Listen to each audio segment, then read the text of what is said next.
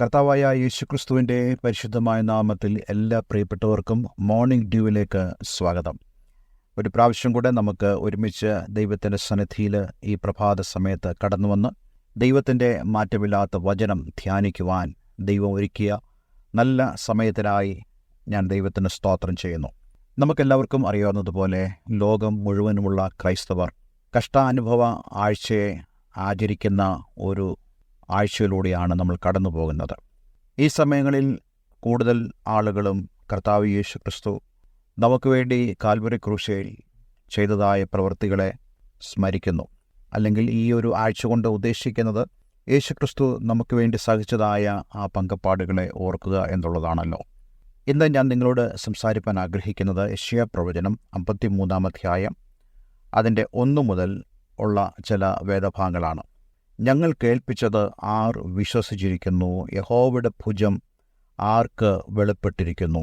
അവൻ ഇളയ തൈ പോലെയും വരണ്ട നിലത്ത് നിന്ന് വേർ മുളയ്ക്കുന്നത് പോലെയും അവൻ്റെ മുമ്പാകെ വളരും. അവന് രൂപഗണമില്ല, കോമളത്വമില്ല, കണ്ടാൽ ആഗ്രഹിക്കത്തക്ക സൗന്ദര്യവുമില്ല. അവൻ മനുഷ്യരാൽ നിന്ദിക്കപ്പെട്ടും ത്യജിക്കപ്പെട്ടും വ്യസനപാത്രമായും രോഗം ശീലിച്ചവനായും ഇരുന്നു.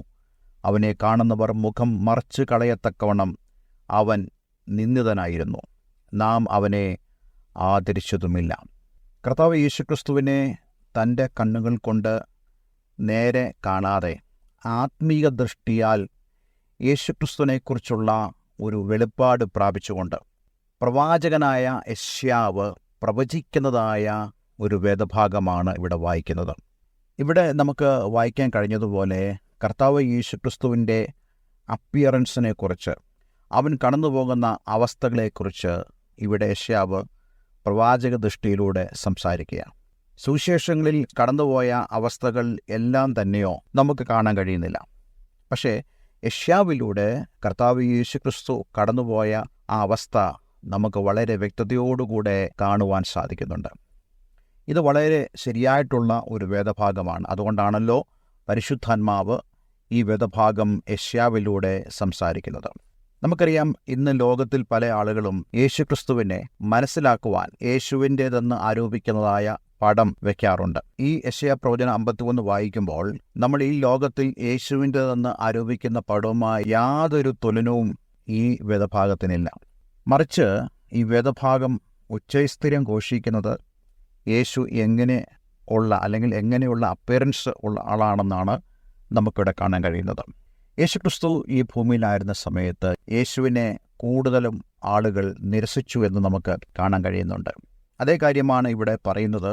യേശുക്രിസ്തുവിൻ്റെ രൂപഗുണത്തെക്കുറിച്ച് പറയുന്നു. അവൻ ഇളയ തൈ പോലെയും ടെൻഡർ പ്ലാന്റ് പോലെ, അതുപോലെ വരണ്ട നിലത്ത് നിന്ന് വേർ മുളയ്ക്കുന്നത് പോലെയും അവൻ്റെ മുമ്പാകെ വളരും. വേദപുസ്തക പണ്ഡിതന്മാർ പറയുന്നത് യേശുക്രിസ്തു ജീവിച്ച ആ ചുറ്റുപാടുകളെക്കുറിച്ചാണ് ഇവിടെ പറയുന്നത്.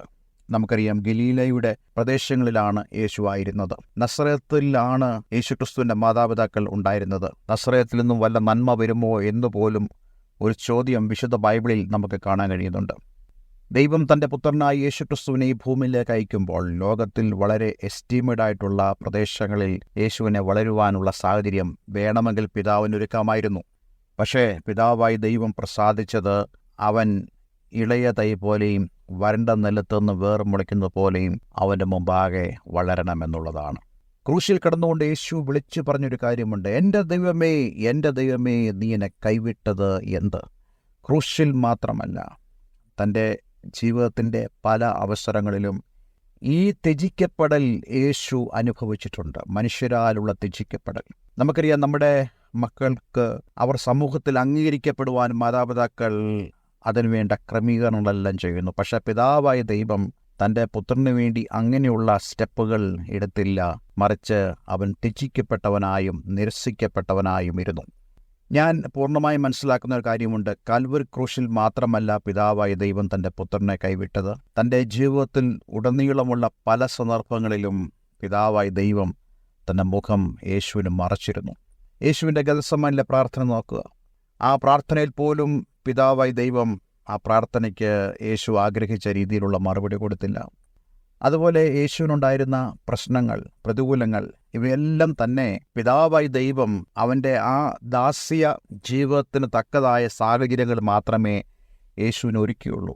ഇന്ന് പലരും പ്രസംഗിക്കുന്ന പോലെ ഒരു ബെറ്റർ ലൈഫ് എന്നുള്ള നിലയിലല്ല കർത്താവ് യേശുക്രിസ്തുവിനെ ദൈവം ഈ ഭൂമിയിലാക്കിയത്. ഞാൻ ഇന്ന് പൂർണ്ണമായി നിങ്ങളോട് പറയാൻ ആഗ്രഹിക്കുന്നു, യേശുവിൻ്റെ ജനനം മുതൽ യേശുവിൻ്റെ ക്രൂശീകരണം വരെ ആ ജീവിതം മുഴുവനും നമുക്ക് വേണ്ടിയാണ് പിതാവായി ദൈവം യേശുവിനെ മാറ്റി നിർത്തിയത്. അതെ, യേശുക്രിസ്തുവിൻ്റെ ആ ത്യാഗം ക്രൂശിൽ മാത്രമായിരുന്നില്ല, അവൻ്റെ ജീവിതം മുഴുവനും നമുക്ക് വേണ്ടിയുള്ള ഒരു ത്യാഗമായിരുന്നു. ഈ 53 2 വാക്യത്തിൽ നമ്മൾ വായിക്കുന്നുണ്ട്, അവന് രൂപഗുണമില്ല, കോമളത്വമില്ല, കണ്ടാൽ ആഗ്രഹിക്കത്തക്ക സൗന്ദര്യമില്ല. 53 3 വാക്യം, അവൻ മനുഷ്യരാൽ നിന്ദിക്കപ്പെട്ടും ത്യജിക്കപ്പെട്ടും വ്യസനപാത്രമായും രോഗം ശീലിച്ചവനായും ഇരുന്നു. അവനെ കാണുന്നവർ മുഖം മറച്ചു കളയത്തക്കവണ്ണം അവൻ നിന്ദിതനായിരുന്നു, നാം അവനെ ആദരിച്ചതുമില്ല. ഇത് നമുക്കറിയാം, ആളുകൾ ഒക്കെ സുവിശേഷത്തിന് വളരെ മോഡിഫിക്കേഷൻ കൊണ്ടുവരുന്നൊരു കാലമാണ്. കൂടുതൽ നല്ല പ്രസൻറ്റബിളായിട്ട് നമ്മൾ അവയെല്ലാം കാണിക്കുന്നു. കാരണം ആളുകൾ അംഗീകരിക്കുന്നത് ഏറ്റവും മനോഹരമായി പ്രസന്റ് ചെയ്യുമ്പോഴാണ്. എന്നാൽ കർത്താവ് യേശുക്രിസ്തുവിനെ പിതാവായ ദൈവം ഈ ഭൂമിയിൽ പ്രസന്റ് ചെയ്തപ്പോൾ ഒരാൾക്കും ആഗ്രഹിക്കത്തക്ക സൗന്ദര്യം യേശുവിൽ കാണാൻ സാധിച്ചില്ല. അവന് കോമളത്വമില്ലായിരുന്നു. പക്ഷേ ഈ 1 വാക്യത്തിൽ നമ്മൾ വായിക്കുന്നുണ്ട്, യഹോവയുടെ ഭുജം ആർക്കു വെളിപ്പെട്ടിരിക്കുന്നു? ദൈവത്തിൻ്റെ ഭുജം യേശുവിന് വേണ്ടി വെളിപ്പെട്ടു. അവൻ്റെ വാക്കിൽ ശക്തിയുണ്ടായിരുന്നു, അവൻ്റെ പ്രവൃത്തിയിൽ ശക്തിയുണ്ടായിരുന്നു, അവൻ്റെ പ്രാർത്ഥനയിൽ ശക്തിയുണ്ടായിരുന്നു. ഇന്നും ആ യേശുവിൻ്റെ കരം നമ്മൾക്ക് വേണ്ടി പ്രവർത്തിക്കുക. നോക്കിക്കേ, കർത്താവ് യേശുക്രിസ്തുവിനെ ഈ ഭൂമിയിലേക്ക് ദൈവം അയച്ചത് നമ്മുടെ പേർക്ക്. അതുകൊണ്ടാണ് യേശുക്രിസ്തു ത്യജിക്കപ്പെട്ടവനായിരുന്നത്. അതുകൊണ്ടാണ് യേശു നിന്ദിതനായിരുന്നത്. ഇതെല്ലാം ആർക്കു വേണ്ടിയാ? നമുക്ക് വേണ്ടിയാ. എന്നാൽ വെളിപ്പാട് പുസ്തകത്തിൽ തിരസ്കരിക്കപ്പെട്ട യേശുക്രിസ്തുവിനെ യോഹന്നാൻ വെളിപ്പാടിൽ ആത്മാവിൽ കാണുന്നു. താൻ പറയുന്നു, എന്നോട് സംസാരിക്കുന്ന ശബ്ദം എന്തെന്ന് കാണുവാൻ ഞാൻ തിരിഞ്ഞു നോക്കിയപ്പോൾ മാറത്ത് പൊൻകച്ച കെട്ടിയവനായ 7 നിലവിളക്കുകളുടെ നടുവിൽ ഉലാവുന്നവൻ, അഗ്നിജാലയ്ക്കത്തുള്ള കണ്ണുള്ളവൻ, കാല് വെള്ളോട്ട് സദൃശ്യമായുള്ളവൻ. നോക്കിക്കേ, തേജസ്സുള്ള യേശുവിനെ നമുക്ക് കാണാൻ കഴിയും. അങ്ങനെയാണെങ്കിൽ ഈ ഭൂമിയിൽ വന്നപ്പോൾ അവൻ തേജസ്സിൻ്റെ വസ്ത്രം മാറ്റിവെച്ച് നമുക്ക് വേണ്ടി നിന്ദിതനായിരുന്നുവെങ്കിൽ, എൻ്റെ പ്രിയപ്പെട്ട സഹോദരങ്ങളെ, അത് നിങ്ങൾക്ക് വേണ്ടിയാണ്, നിനക്ക് വേണ്ടിയാണ്. ഇന്ന് ആ കർത്താവിൻ്റെ സ്നേഹത്തെ നമുക്കൊന്ന് സ്മരിക്കുവാൻ കഴിയുമാറാകട്ടെ. ഒരു വാക്ക് നമുക്ക് പ്രാർത്ഥിക്കാം. സ്വർഗീയ പിതാവേ, നീ ഞങ്ങൾക്ക് നൽകിയ നല്ല സ്നേഹത്തിനായി സ്തോത്രം. ഇത്രമാത്രം ഞങ്ങളെ സ്നേഹിക്കുവാൻ ഞങ്ങൾ എന്തുള്ളൂ യേശുവേ. അങ്ങയുടെ മക്കളോട് ഇന്ന് അങ്ങ് സംസാരിച്ചതിനായി സ്തോത്രം. ഈ വചന നിമിത്തം ദൈവത്തോടുള്ള സ്നേഹത്തിൽ എന്നെ കേൾക്കുന്ന ആളുകൾ വർദ്ധിച്ചു വരുവാൻ നീ അവരെ സഹായിക്കണം. ഒരിക്കൽ കൂടെ ഞങ്ങളെ ദൈവരങ്ങളിലേക്ക് സമർപ്പിക്കുന്നു, യേശു ക്രിസ്തുവിൻ നാമത്തിൽ തന്നെ. ആമേൻ, ആമേൻ. എല്ലാവർക്കും നല്ലൊരു പ്രഭാതം ആശംസിക്കുന്നു. God bless you all. Thank you.